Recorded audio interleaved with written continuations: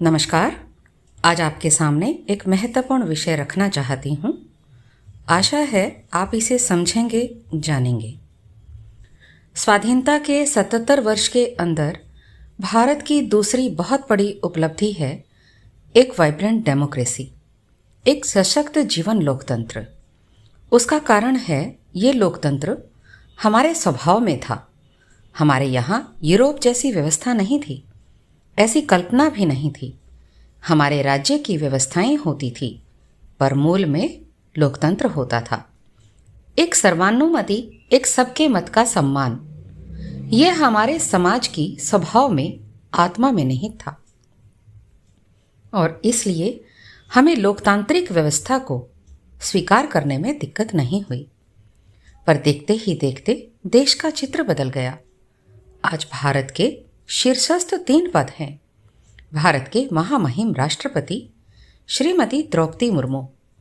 उन्होंने उड़ीसा में एक सामान्य परिवार में जन्म लिया और आज वो भारत के सर्वोच्च पद पर है।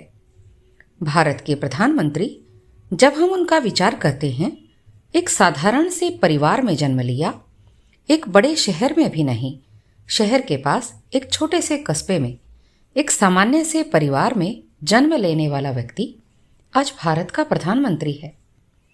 भारत के उपराष्ट्रपति श्री जगदीप धनखड़, राजस्थान में, जिसके बारे में लोग ऐसा कहते हैं कि एक साधारण से किसान परिवार में जन्म लिया। ये तीनों ऐसे लोग हैं जो सामान्य पृष्ठभूमि के लोग हैं, जिनके घर में ये पहली जनरेशन के पढ़ने वाले लोग थे और सभी फर्स्ट जनरेशन पॉलिटिशियंस भी हैं।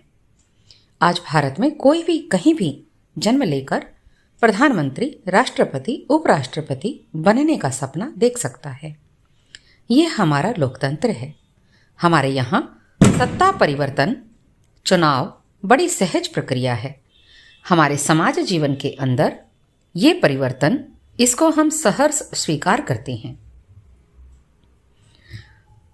अमेरिका जैसे देश में भी कागज के वोट से ईवीएम पर अभी तक नहीं पहुंचे। हमारे यहां ईवीएम देखते ही देखते हर व्यवस्था में आ गई।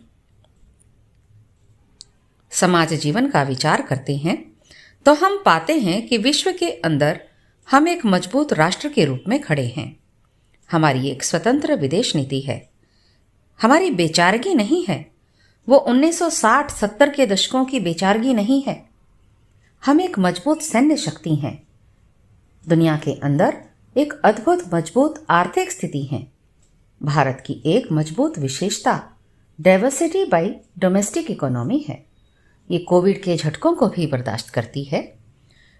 वो 2008 के दुनिया के डिक्लाइन इन इकोनॉमी होते हैं, उन्हें भी सहन कर लेती है। सबसे जल्दी कोविड से हम उबर पाए क्योंकि हमारी एक डाइवर्सिफाई इकोनॉमी है। हमारी डोमेस्टिक इकोनॉमी है। हम दूसरों की कृपा पर नहीं चलते, दूसरों के शोषण के आधार पर हमारी इकोनॉमी नहीं चलती। भारत का जब हम चिंतन करते हैं तो इस 77 वर्षों के अंदर जिस देश का आदमी अपना पेट नहीं भर सकता था, वो आज दुनिया के दूसरे देशों का पेट भर सकता है। दुनिया में जहां अनाज की जरूरत है, वो तो भारत खड़ा है। आज दुनिया में बड़ी बड़ी शिक्षा संस्थानों के 77 वर्षों से नेतृत्व करने वाले लोग भारत के पढ़े हुए लोग हैं। आज हमारे आईआईटी, आईआईएम, सेंट्रल यूनिवर्सिटीज के लोग दुनिया के हर क्षेत्र के अंदर नेतृत्व करने वाले लोग हैं। हम जब भारत की यात्रा का चिंतन करते हैं तो इन 77 वर्षों के अंदर सामान्य व्यक्ति के पास, यानी अंतिम व्यक्ति के पास, उसका अपना घर होगा। उसके घर में शौचालय होगा, सिलेंडर होगा, न्यूनतम आवश्यकताएं सबकी पूरी होंगी। आज 75 वर्षों के अंदर जितनी यूरोप की आबादी है, उतना भारत का मिडिल क्लास है। और हमारा मिडिल क्लास का जीवन स्तर यूरोप के लोगों से कम नहीं है। आप कह सकते हैं अंडर डेवलप्ड नेशन है, ये इमर्जिंग इकोनॉमी है। आज भारत की अपनी एक पहचान है। और आखिरी बात जो इस समय कहनी आवश्यक है कि गुलामी की मानसिकता को मिटाकर गुलामी के हर चिन्ह को मिटा देने का कृत संकल्पकर्ता भारत का चित्र दिखाई देता है। ऐसा भारत जो आगे बढ़ रहा है। सोमनाथ मंदिर से जो यात्रा शुरू की थी वो विवेकानंद स्मारक से होते हुए आज राम जन्मभूमि पर भव्य निर्माण कर चुकी है। वो काशी विश्वनाथ का कॉरिडोर है, हो वो देव दीपावली हो, वो महाकाल का पुनरुद्धार हो। तो जब भारत का विचार करते हैं, ये सारी दुनिया जो गौतम बुद्ध का अनुसरण करती है, उस गौतम बुद्ध के श्रद्धा के स्थल, चाहे उनका निर्माण का स्थल है या चाहे जहां उन्होंने दीक्षा दी, यह चाहे उन्होंने बोधि वृक्ष के नीचे बोधि सत्व को प्राप्त किया। आप कुशीनगर जाएं, सारनाथ जाएं या बौद्ध विहार जाएं तो आपको सब स्थानों पर दिखाई देगा। और वीर बाल दिवस मनाया जाता है। इस देश के अंदर गुलामी के चिन्ह जहां जहां भी होंगे वो सब निकल जाएंगे। आने वाले 25 वर्षों में भारत आत्मगौरव के साथ आत्मसम्मान से भरा भारत आपको दिखाई देगा। आज भारत आत्मसम्मान से भरा भारत है और उसका प्रमाण है कि भारत का एक ऐसा समाज है जो यदि कोई उद्योग आरंभ करता है तो कल यूनिकॉर्न बनने की सोचता है। वो आज विदेश की कंपनी में कहीं नौकरी करने जाता है तो कल उसका सीईओ बनने की सोचता है। अब 77 वर्षों में हम कह सकते हैं कि भारत ने अपनी इस यात्रा को पूर्ण किया है। आज जब मैं कह रही हूं कि हम आज इस चिंतन को आरंभ कर रहे हैं तो इस चिंतन को आरंभ करते हुए अपने अंदर एक आत्मविश्वास चाहिए कि इस 77 वर्ष में हमने बहुत कुछ प्राप्त किया, लेकिन जो कुछ प्राप्त किया उसे 25 वर्षों में जो करना है वो भी हमें समझना है। एक आत्मविश्वास से युक्त, गुलामी की मानसिकता से मुक्त समाज के अंदर अद्भुत सक्रियता से ओतप्रोत समाज अपने समाज राष्ट्र को बदलने के लिए खड़ा है। लेकिन दुनिया में केवल भावनाओं से काम नहीं होता। हमको थोड़ा समझना पड़ेगा कि सारे समय के अंदर पिछले 1000 वर्ष में क्या हुआ और आज कौन सी चुनौतियां हैं।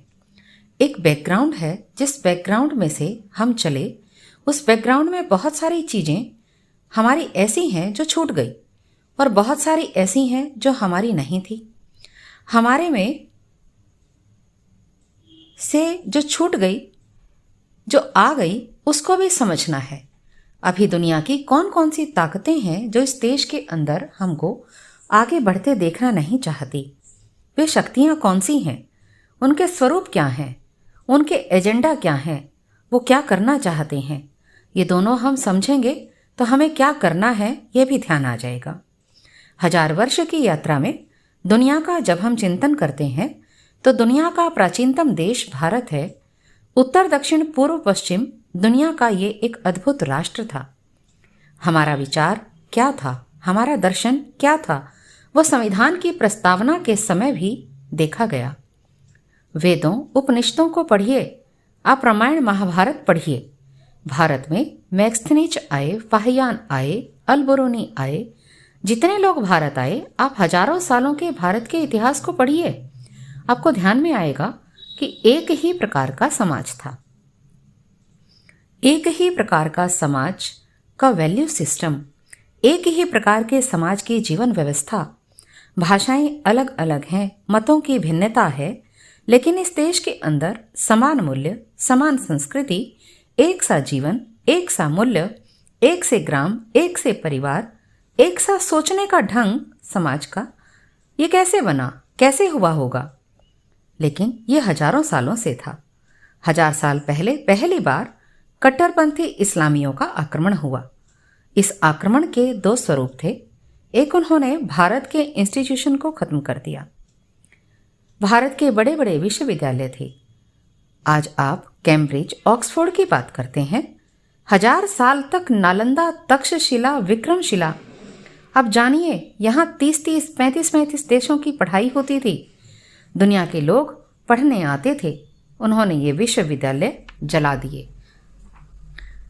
भारत के अंदर अपनी समाज संस्कार की व्यवस्था थी। आप दक्षिण में तमिलनाडु में जाएंगे, आपको केरल में जो मिलेंगे आपको और दक्षिण में भी मिलेंगे।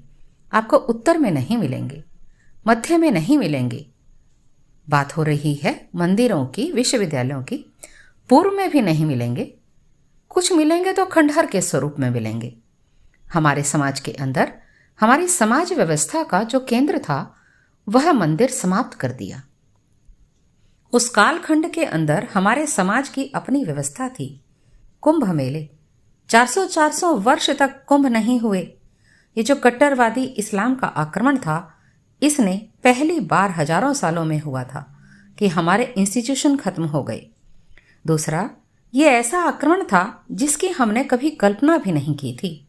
कोई सोच भी नहीं सकता था कि महिलाओं पर अत्याचार होगा, बच्चों को, महिलाओं को बंधक बना लेना, विदेशों में जाकर बेच देना, धर्म परिवर्तन के लिए लोगों की हत्याएं कर देना। ये सारे अत्याचार भारत की कल्पना से बाहर थे। हम सोच भी नहीं सकते थे, लेकिन बहुत कठिन काल था। 500-600 वर्षों तक इस देश के अंदर, इस देश के लोगों ने बहुत कुछ झेला है। उस सारे कालखंड में अपना समाज बंद समाज हो गया। उसके कारण से संस्कार व्यवस्था खत्म हो गई। समाज में रूढ़ियां, कुरीतियां शुरू हो गई। बहुत सारी बातें जो आज दिखाई देती हैं वो उस काल में आई। वो हमारा वैशिष्ट्य नहीं था, लेकिन 500-600 साल के अंदर जो रूढ़ियां आई वही हमें अपना वैशिष्ट्य दिखने लगा। वही हमारी पहचान बन गई। वही लगने लगा कि वही हमारी ताकत है। भारत के अंदर जहां कभी इस्लाम का आक्रमण नहीं हुआ, वहां महिला कभी घूंघट में नहीं मिलेगी, पर्दा नहीं मिलेगा। भारत में था ही नहीं, हम सोच ही नहीं सकते थे। ये इस प्रकार का जाति का स्वरूप ये नहीं था। हमारे यहाँ ऋषि हैं तो ऋषिकाएं भी थी। इस देश के मूल में परिवार की कल्पना थी, अर्धनारीश्वर रूप की कल्पना थी। ये हमारी कल्पना नहीं थी, लेकिन हमारे समाज में उस कालखंड में इंस्टीट्यूशन कोलैप्स और ऐसे दोष आ गए, कमियां आ गई जो हमारे समाज का चरित्र नहीं थी। फिर दूसरा आक्रमण हुआ, वो जो यूरोपियन का था। वे केवल व्यापार के लिए नहीं आए थे। ये पुर्तगाली, ये फ्रांसीसी, ये ब्रिटिश, ये डच, ये केवल भारत नहीं आए। ये दक्षिण अमेरिका गए, अफ्रीका गए, ऑस्ट्रेलिया गए, न्यूजीलैंड गए। वहां क्या किया इन्होंने? इनकी प्रेरणा क्या थी? अगर आपको ये समझना हो तो वो आपको सब समझना होगा कि उन्होंने उन देशों में जाकर क्या किया। जहां जहां उन्होंने कॉलोनियां बनाई, इनका पूरा इतिहास जेनोसाइड्स का है, एक्सप्लॉयटेशन का है, लूट का है। जहां गए वहीं लोगों की हत्याएं की, समाज के लोगों को गुलाम बनाया। भारत के लाखों लोगों को गुलाम बनाकर विभिन्न देशों में लेकर गए। दुनिया में जहां गए इनका कोई मानवाधिकार नहीं था, सामाजिक न्याय नहीं था। इनकी प्रेरणा दुनिया को सिविलाइज्ड करना नहीं था। दुनिया का सबसे बर्बर ये आक्रमण था। वो आक्रमण आपको झेलना पड़ा। जब ये भारत में आए तो इन्हें ध्यान आया कि जो इन्होंने दक्षिण अमेरिका में किया, अफ्रीका में किया, ऑस्ट्रेलिया में किया, न्यूजीलैंड में किया, वो भारत में नहीं कर सकते। और इसलिए भारत में अपना तरीका बदल दिया। जब इन्होंने यहाँ शासन किया तो भारत के अंदर अपने तरीके को बदल कर किया। उन्होंने भारत का अध्ययन किया और यहाँ की सांस्कृतिक श्रेष्ठता इतनी है कि जैसे दूसरे देशों में इन्होंने कन्वर्जन किया, ऐसे भारत में नहीं कर पाएंगे। तो क्या करें? उन्होंने 2 प्रारूप अपनाए। 200 वर्षों के अंदर 2 काम किए, जिसका परिणाम रहा कि हम स्मृति लॉस का शिकार हो गए। उन्होंने यहाँ का जो सांस्कृतिक श्रेष्ठता का भाव है उसे समाप्त करना है और 1835 में भारत के अंदर शिक्षा व कामकाज की भाषा अंग्रेजी होगी। उससे पहले भारत में ज्ञान की भाषा संस्कृत थी और काम की फारसी थी। देश के बड़े हिस्से में इस्लामिक शासन था। जैसे ही ये 2 बातें तय की गई, परिणाम क्या हुआ? हमारे भारत में एक कहावत है, पढ़े फारसी बेचे तेल। आप फारसी पढ़ लोगे तो आप क्या करोगे? बहुत बार होता है ना, कोई कहता है तो संस्कृत पढ़ता है तो जवाब होता है कि पंडित बनना है क्या, कर्मकांड करना है क्या, ज्योतिषी बनना है क्या, यही दिमाग में आता है। भारत की हजारों हजार साल की ज्ञान की संपदा, दुनिया की 80% स्क्रिप्चर्स, पांडुलिपियां ये भारत के अंदर हैं, लेकिन उन्होंने इस देश में ज्ञान की भाषा ही बदल दी। दूसरा, उन्होंने इस देश में अपने लीगल और जुडिशियल सिस्टम लागू कर दिए। उसके आधार पर उन्होंने भारत के समाज के ताने बाने को पूरा तोड़ दिया। शिक्षा के आधार पर समाज के अंदर वे समाज को आत्मविस्मृति में ले गए और लीगल और जुडिशियल सिस्टम के आधार पर भारत को तोड़ दिया।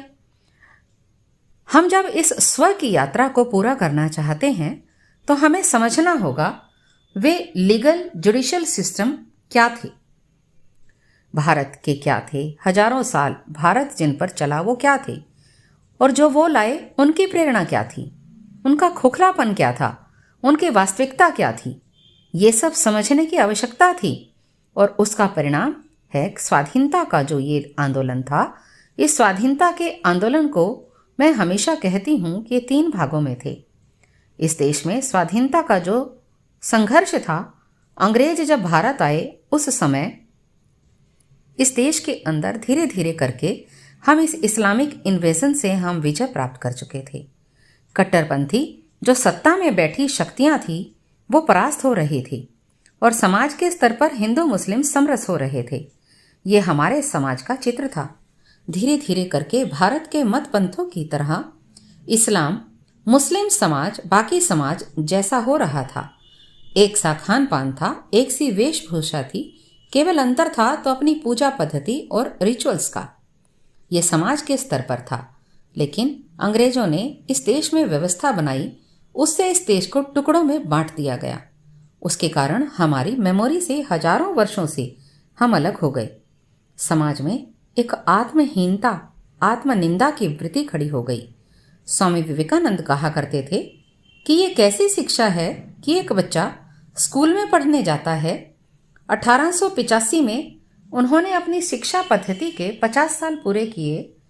पहले दिन जब वह स्कूल जाता है तो अपने माता पिता को नकारता है। दूसरे वर्ष के बाद अपने दादा दादी अन्य संबंधों को पागल और सनकी समझने लगता है। वो बहकी बहकी बातें करता है, ऐसा समझना शुरू करता है। 5-7 साल बाद वह अपने ग्रंथों को नकारना शुरू कर देता है। 5-7 साल में वो इस देश की विशेषता को छोड़ना, उसे नकारने लगता है। ऐसी भावना खड़ी हो जाती है। पिछले 50 साल में मुझे एक भी व्यक्ति ऐसा नहीं मिला कि जो इस शिक्षा पद्धति से निकला हो और उसके अंदर अपने देश के प्रति, अपने पूर्वजों के प्रति, अपने परिवार के प्रति गर्व का भाव हो। वास्तव में ये जो सारी व्यवस्था थी, उस व्यवस्था का परिणाम यही हो गया। हमारी स्वाधीनता की यात्रा इन स्व तक थी, स्वदेशी, स्वधर्म, स्वराज्य। सभी संतों की स्व की प्रेरणा क्या थी, पढ़िए। महर्षि दयानंद कहते थे कि वेदों के आधार पर जीवन की रचना करेंगे। महर्षि अरविंद कहते थे spirituality is the only politics for me. गुरु रविंद्रनाथ टैगोर कहते थे कि दुनिया के अंदर, उस कालखंड के अंदर हर राष्ट्र का अपना प्रश्न पत्र है। कोई राष्ट्र दूसरे राष्ट्र के प्रश्न पत्र के उत्तर को कॉपी करके भगवान के इस प्रश्न पत्र की परीक्षा में सफल नहीं हो सकता। दुनिया के राष्ट्र उनका केंद्र राज्य है, हमारा केंद्र समाज है, हमारा समाज आधारित राष्ट्र है। यह हमें समझना चाहिए कि स्वतंत्रता की हमारी प्रेरणा स्वत्रयी थी। हम अपनी स्वाधीनता की यात्रा हमने प्रारंभ की 1947 में। उस यात्रा के प्रारंभ करते समय उस देश में अनेक प्रकार के भ्रम बन गए। अनेक भ्रमों के कारण हम अपनी यात्रा को जहां से शुरू करना चाहते थे वहां से कर नहीं पाए। हनुमान प्रसाद पोदार जी ने कल्याण के एक विशेषांक में कहा है, Nehru ji is trying to enforce a new nationalism, that is territorial nationalism without Hinduism. आपको क्या करना है? You have to reject that tradition. Rakshabandhan के दिन 7-8 साल पहले मैंने एक व्हाट्सएप मैसेज देखा था। पहली बार देखा, धीरे धीरे ध्यान में आया कि बहुत सारी युवा लड़कियों के व्हाट्सएप पर वो ट्रेवल कर रहा था। रक्षाबंधन के दिन बहन भाई को राखी क्यों बांधेगी? बहन भाई को राखी बांधेगी, भाई बहन की रक्षा का वचन लेगा तो बहन कमजोर होती है क्या? भाई ताकतवर होता है क्या? फिर आगे लिखा था, वो बहन फाइटर जेट उड़ाती है, वो आज समाज जीवन में हर प्रकार की भूमिका अदा करती है। वो पहलवान बनती है, वो बॉक्सर बनती है, वो कमजोर नहीं होती। अगर रक्षाबंधन का त्योहार है तो दोनों भाई बहन एक दूसरे को धागा बांधे। अब ये पहली बार जो पढ़ेगा वो हंसेगा भी। भारत में ये हजारों वर्षों से त्योहार मनाया जाता रहा, लेकिन एक लंबे कालखंड में ऐसे वीडियो सामने आए कि बहुत सारी लड़कियां कहती हैं, मैंने इस बार अपने भाई को राखी का धागा नहीं बांधा। मैं कमजोर थोड़े ही हूं, वो मेरी रक्षा का वचन क्यों लेगा? You have to reject traditions. आपको मंदिर में क्यों जाना? You have to resist the culture. वो शादी के अवसर पर दुल्हा घोड़ी पर बैठकर लड़की के घर क्यों जाएगा? इसका विपरीत क्यों नहीं हो सकता? तर्क कुछ भी नहीं है इनके पीछे, पर हर बात के ऊपर आपको प्रश्न खड़े करने हैं। विवाह करना ही क्यों है? क्यों करना? लिव इन रिलेशनशिप में क्यों नहीं रह सकते? ये जो आप बार बार चैलेंज करते रहते हैं, धीरे धीरे करके सबको कंफ्यूजन होने लगता है कि कोई भी वो भी बात ठीक हो सकती है, वो भी ठीक हो सकता है। अरे ये सेक्सुअल एब्स्टिनेंस क्यों होता है? क्यों करना संयम? संयम में क्या रखा है? वो विवाह से पहले रिश्ता क्यों नहीं बना लेना? जिस देश के अंदर ब्रह्मचर्य इसका मूल्य था, समाज जीवन में ब्रह्मचर्य जिसका सूत्र था, उस देश के अंदर अभी पॉपुलर डिस्पोज क्या है? शादी से पहले के relations, live in relationship, it is becoming a popular dispose. तो कल्चर, मार्क्सिस्ट ने कहा, ये जो हम सुनते हैं जेंडर स्टडीज एंड एक्सपोजर, ये आपको करना है क्या? ये सबको आपको you have to resist, you have to rebel, you have to create binaries. समाज में बाइनरीज बना दीजिए, Ram versus Sita, Ram versus Ravan.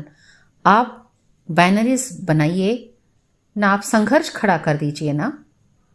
Old versus youth, अरे ये मेरे भाग्य का फैसला है, आप करेंगे क्या? जिंदगी मुझे जीनी है, मेरे जीवन का फैसला आप करेंगे क्या? माता पिता क्यों करेंगे? आप पुराने जमाने के हैं, मैं करूंगा ना, मैं ज्यादा समझता हूं, मैं नए जमाने का हूं, मेरे फैसले आप करेंगे क्या? ये बड़ा सहज आपको दिखाई देगा कि इस देश के अंदर उन्होंने देखते ही देखते old versus youth, government versus people, mainland versus Borderland एक भाव खड़ा कर दिया। ये मेनलैंड की संस्कृति है, मेनलैंड का कल्चर है, मेनलैंड के इश्यूज हैं, ये हमारे इशू नहीं हैं। ऐसा समाज में व्याप्त किया गया। समाज के अंदर कितनी बाइनरीज खड़ी की जा सकती हैं, और इसी के साथ उन्होंने कहा समाज को आपस में बांट दो। इस देश में आज से 100 साल पहले ये शब्द होते ही नहीं थे। ये tribal, schedule caste, schedule tribes, OBC ये हमारे विषय थे ही नहीं। ये अपने समाज में नई नई आइडेंटिटीज खड़ी की जा रही हैं। पिछले 100 साल से हमारे देश में योजनाबद्ध ढंग से किया जा रहा है। इसके बाद भी ग्रामसी कहता है कि you have to network all the forces that are the against the dominant forces. ये जो डोमिनेंट नैरेटिव है उसके खिलाफ सबको खड़ा करना है। आप अकेले अकेले मुकाबला नहीं कर सकते, और इसलिए नेटवर्किंग तैयार की जा रही है। जितने लेफ्ट मूवमेंट हैं, पश्चिम के जितने भी मूवमेंट हैं, नेटवर्किंग में जितनी फोर्सेस हैं, वो पॉलिटिकल फोर्सेस हो सकती हैं, रीजनल फोर्सेस हैं, वो सेपरेटिस्ट मूवमेंट्स हो सकते हैं, वो इस्लामिस्ट, सबको एक मोर्चे पर ले आएं। आप इस देश के अंदर देखेंगे धीरे धीरे करके सिविल सोसाइटीज इनिशिएटिव्स, समाज की सारी शक्तियां, पॉलिटिकल फोर्सेस, सेपरेटिव फोर्सेस, ये सब एक साथ लेकर आना है। ये पिछले दिनों हमने देखा भीमापुर गांव किसान आंदोलन, रोहिल वेमला का दुर्भाग्यपूर्ण घटना, सारे देश में एक वातावरण खड़ा करना, सारे देश के अंदर ऐसे सब समय पर सारी फोर्सेस का नेटवर्क। एक चौथी शक्ति बड़ी तेजी से बढ़ रही है, वो है ग्लोबल कैपिटलिस्ट। ये है ग्लोबल कैपिटलिस्ट।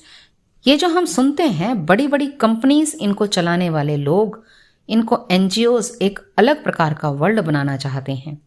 वो कहते हैं कि हमको एक दुनिया बनानी है। ये सब के पीछे कौन है? ये world social, world economic forum, ये सब जानते हैं कि दुनिया के अंदर सबसे बड़ी चुनौती ये राष्ट्रवाद है, ये देशभक्ति की भावना है, और उसमें भी खास भारत जैसे जो परंपरागत राष्ट्र हैं, ये हमारे लिए सबसे बड़े चैलेंज हैं। हम यूरोप के राष्ट्रों को तोड़ सकते हैं, पर इनको तोड़ना बहुत कठिन कार्य है। हमारे लिए वास्तविक चुनौती ये है, और ये सब बात करेंगे जब सोशल जस्टिस की, ह्यूमन राइट्स की, सेक्युलरिज्म की, जेंडर न्यूट्रलिटी की। लेकिन वास्तविकता यह है कि राष्ट्रवाद के भाव को समाप्त करते हुए दुनिया के पुराने राष्ट्रों को टुकड़ों टुकड़ों में बखेर देना है। इनके पास एक बहुत बड़ी इकोनॉमिक ताकत है। दुनिया के अंदर आज जो ये नए प्रकार का कॉलोनिज्म खड़ा हो रहा है, दुनिया world social forum, world economic forum, ये एक नए प्रकार का कॉलोनिज्म है। इसकी ताकत है, इसके पास लोग नीतियां बदलने के लिए प्रयास करते हैं। सारी दुनिया के अंदर ये सब शक्तियां आपस में लड़ रही हैं। ये सारी ताकतें ऐसी हैं कि दुनिया में कहीं भी प्रभावित हुए बिना 100 साल भी चल नहीं सकती। किसी ने दुनिया को सफल मॉडल नहीं दिया। दुनिया के अंदर अगर देखें तो सारे के सारे डिस्क्रेडिट हैं। आज हर व्यवसाय के 2 डोमेन है, एक है सामाजिक, दूसरा है वैचारिक। ये सोशल कंसर्न है क्या, ये समझना, और इस देश के अंदर हमारे वैचारिक मूवमेंट के नाते हमारी जिम्मेदारी क्या है, ये भी हमको समझना है। सामाजिक सरोकारों के अंतर्गत हजारों सालों में इसमें बहुत सारी कुरीतियां आ गई हैं। बहुत सारी चीजें ऐसी हैं जो हमारी हैं ही नहीं। वो जो हमारी नहीं है, इन सबको समाप्त होना चाहिए, उसे खत्म करना चाहिए। हमारे समाज में 1 नेशन 1 पीपल यही रहा है।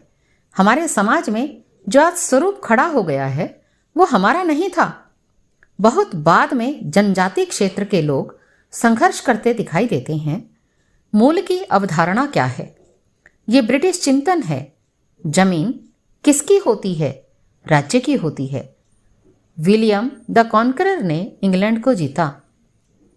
11,000 उसके सैनिक थे। जीतने के बाद इंग्लैंड विलियम द कॉन्करर का हो गया। अब उसको वहां के लोगों पर राज्य करना था। ये एंग्लो सेक्शन जो लोग थे वे ब्रिटेन के नहीं थे। ये 1000 साल पहले ग्रीक के पास एक द्वीप से आए थे। वो 11,000 सैनिकों के आधार पर उन्होंने राज्य करना था।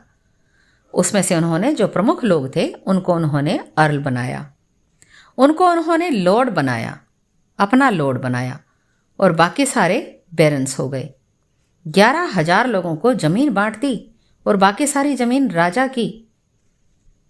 90% ऑफ द पॉपुलेशन वहां गुलाम थी। ये यूरोप के सब देशों का हाल था। वहां जमीन आम आदमी के पास नहीं थी। उनको वो राइट ही नहीं था, अधिकार ही नहीं था। 90% लोगों को वोट देने का अधिकार नहीं था। वो लॉर्ड्स और बैरन्स की ही थी। भारत में नहीं, भारत में भूमि भगवान की है। इस पर सबका अधिकार है। हमारे यहाँ पशु पक्षियों के लिए भी जमीन होती है। गांव में गाय को चराने के लिए भी जमीन होती है। हमारे यहाँ भूमि भगवान की है। फिर जिसको अपने उपयोग के लिए चाहिए उसकी भूमि राजा की नहीं होती। ये हमारी सोच नहीं है। अंग्रेजों ने 1860 के बाद जब उनका शासन आया तो सारा देश उनका हो गया। जम्मू कश्मीर के महाराजा हरि सिंह को अपना महल बनाना था। उस महल के ऊपर एक झोपड़ी आती थी। वो झोपड़ी को जबरदस्ती हस्तगत करने लगे तो उसने विरोध किया। तो राजा ने कहा कि उसको कीमत दो, ऐसे मत लो। कीमत बढ़ती चली गई। उसने इनकार कर दिया बंदे ने, और मुकदमा कर दिया कि आप हमारी जमीन हड़पना चाहते हो। राजा के सामने ही कर दिया। ये ज़्यादा पुरानी बात नहीं है, 100 साल भी इस बात को नहीं हुए।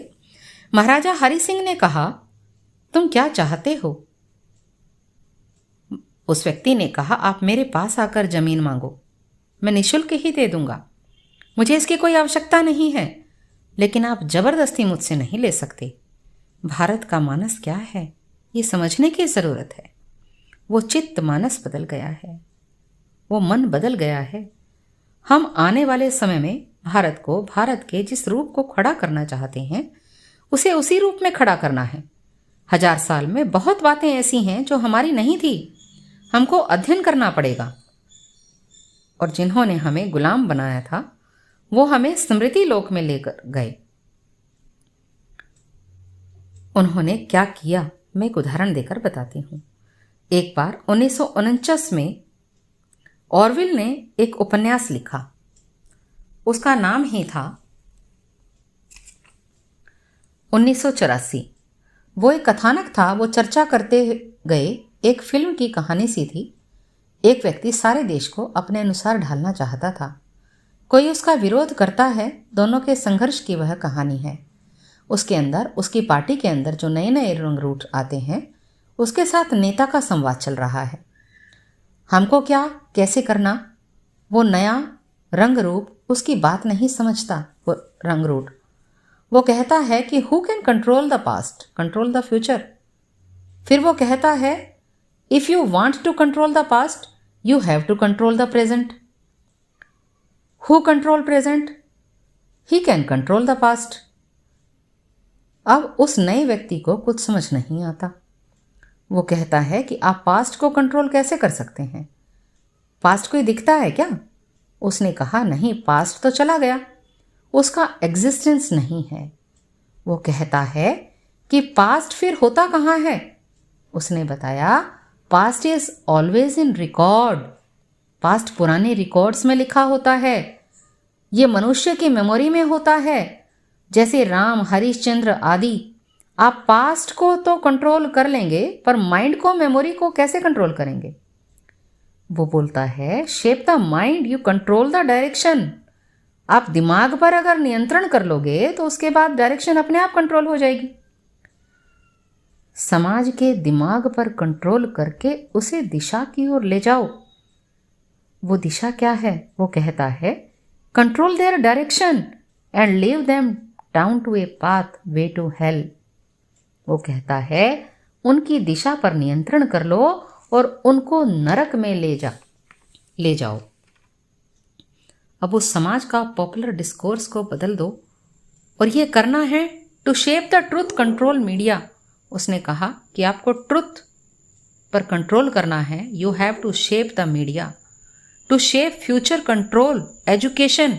आप शिक्षा पर नियंत्रण कर लो, रिकॉर्ड्स को ख़त्म कर दो, रेफरेंसेस को ख़त्म कर दो, क्रिएट योर ओन रेफरेंसेस। पिछले 200 सालों के अंदर यूरोपियन इन्वेजन हुआ, उसमें कल्चरल मार्क्सिस्ट ने यही किया। They have created their own references. Bharat का समाज ये भेदभावपूर्ण है। हिंदू धर्म में समानता है ही नहीं, महिला के लिए समानता हो ही नहीं सकती। ये मनुवादी हैं, ये ब्राह्मणवादी हैं। समाज में एक विमर्श खड़ा कर दिया, एक रेफरेंस खड़ा कर दिया। उन्होंने विमर्श 200 साल में योजनाबद्ध तरीके से रेफरेंसेस खड़े कर दिए। आजकल बहुत सारे लोग बोलते हैं, मीडिया में आकर, यूट्यूब चैनल पर आकर बोलते हैं, उन्होंने कहा हम बिना रेफरेंस के बात नहीं करते। Selective reference are never references. वो किसी कल्चरल मार्क्सिस्ट की किताब में या किसी किताब में अंग्रेजी अनुवाद करके आप कुछ बोलते हैं, दीज आर नॉट रेफरेंसेस। अगर आपको रेफरेंसेस को ही पढ़ना है तो आप संस्कृत को पढ़ो, ब्रह्मी पढ़ो, पाली पढ़ो, शारदा को पढ़ो, पांडुलिपियाँ पढ़ो, उसमें से निकाल कर लाइए व्हाट आर द रेफरेंसेस। ये सिलेक्टिव रेफरेंसेस को क्योट करना। दूसरे, उन्होंने सिलेक्टिव रेफरेंसेस के आधार पर नैरेटिव्स बनाए, विमर्श बनाए। उन नैरेटिव्स को जो मीडिया में लेकर आए, एकेडमिक्स में लेकर आए, और उस एकेडमिक्स को मीडिया द्वारा समाज में लेकर आए। आज इस देश के अंदर 2 शक्तियां हैं, 2 मोर्चे हैं जिसके लिए मुकाबला करना है, जिसके बिना अपना वैचारिक आंदोलन समाप्त नहीं हो सकता। इस देश में 2 इकोसिस्टम हैं। एक है फोर्सेस का Islamist, evangelist, culturalist, Marxist, global capitalist.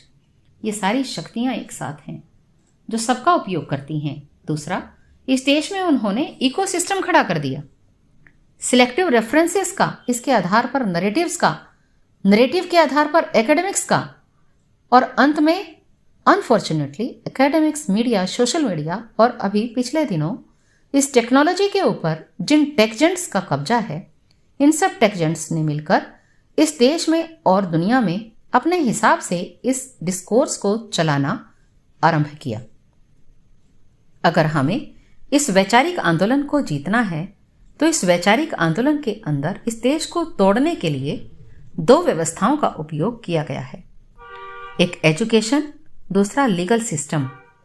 Legal judicial system में भी हमें प्राइमरी सोर्सेस पर जाना पड़ेगा। कुल मिलाकर हमने इस देश में जो कुछ करना है वो इस लेख के द्वारा आपके सामने मैंने रखने का प्रयास किया।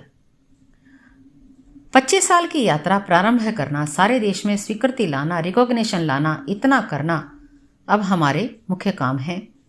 We have to concern the social concern और we have to lead this intellectual movement. हमें इस देश के सामाजिक सरोकारों को एड्रेस करना पड़ेगा और उन पर हमें खरा उतरना है। इसके लिए हम सब अपनी भूमिका को निभाने का विचार करेंगे। ऐसी आशा के साथ आपसे विदा लेती हूँ। धन्यवाद।